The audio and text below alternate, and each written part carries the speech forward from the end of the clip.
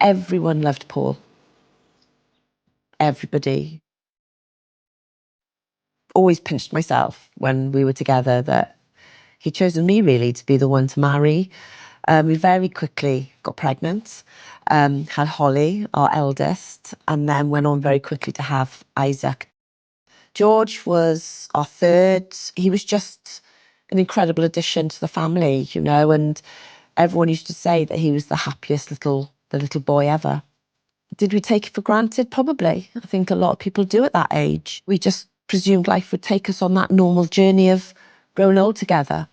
I'd only been back teaching a couple of days after my maternity leave when George fell ill at home very suddenly.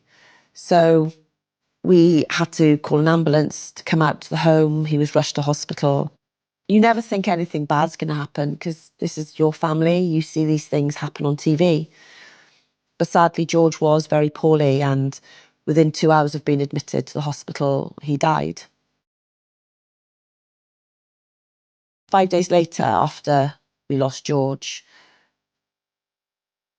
probably the unimaginable really happened, something that we could never have ever been prepared for, totally unexpected, was Paul walked out of the house and took his own life. It's really difficult to explain how grief feels.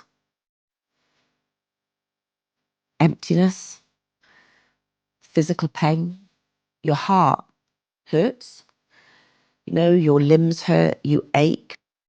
But when you lose somebody to suicide, it leaves so many questions unanswered. But I'm hoping by having increased awareness around what it is, but also the effects it has on those left behind, what causes people to walk out and never come home. Let's stand together, let's talk about it. Let's get people in the public eye talking about it. We can help each other. This really doesn't have to be what happens.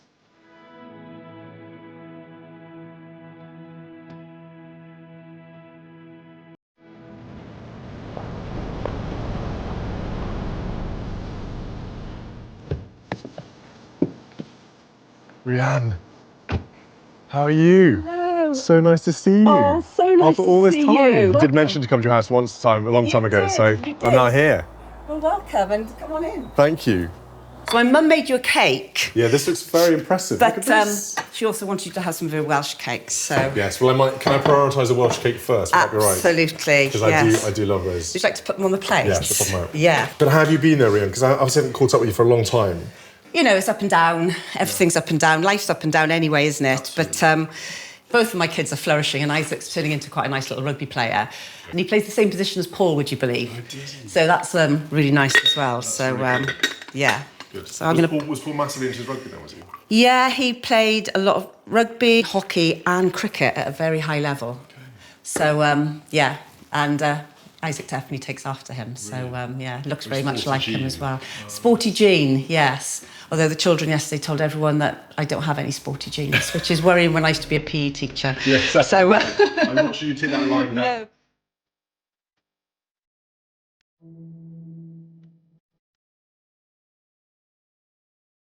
Rhian, how have you managed to bring up your children so brilliantly as you have? How have they managed to thrive? They've just grown up to be incredible kids and young adults. I look back and I still don't really know how we survived it. People ask me that a lot, like, how do you do it? And I don't really know. They were so young. The memories they've got now are memories that probably I've placed into their minds. I still worry a lot about what tomorrow's going to bring our family. But when I'm trying to be rational and trying to think positively, I just want my children to be happy. And unfortunately, there's still a lot of stigma around suicide.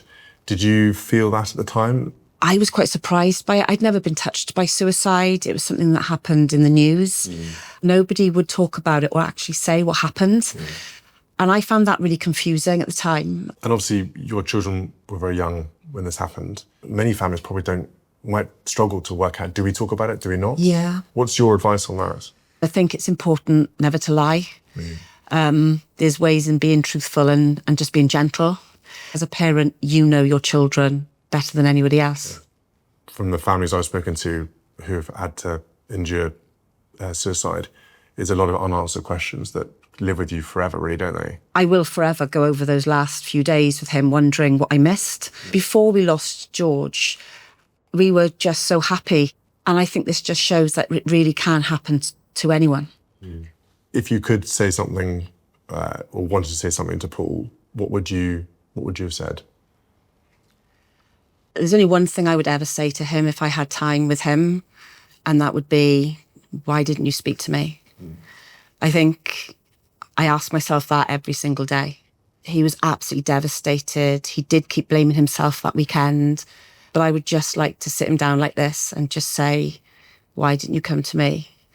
Because he's missed out on just so much joy, and we would have been okay. And I think that's what the hardest thing is. We would have been okay. You okay? Sorry, it's hard to ask you questions that I know. Hard, and it is. you've experienced loss yourself. It's okay. Life can throw you these awful curveballs, but by talking about it, by, having hope, you can continue. The best way to prevent suicide is to talk about it. Talk about it early, talk about it with your loved ones, those you trust, your friends. So thank you for talking about it. And thank you for talking about it too.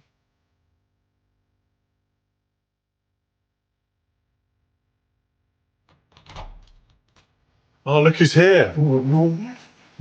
Hello. Chris, how are you? I'm very well. Very nice to see you. And you too. Thank you so much for letting me come and chat to Rhian, your mum. It's been lovely seeing her again and having a chat. So thank you so much. I'm going to take the wash cakes with me and have them in the car on my back. There we go. There we go. Brilliant. Thank you. Lovely to see you. Well, I think that's a good rest Thank of the you. day. Lovely to see you. And you take care. Nice to meet you all. Take Bye-bye. care. Bye. You all right? Yeah. Hey? Yeah. He's taking you to Tupperware. Yeah. Right. Put the kettle on there. Not as brilliant as Thursday. Don't know what you say. It's on the Welsh.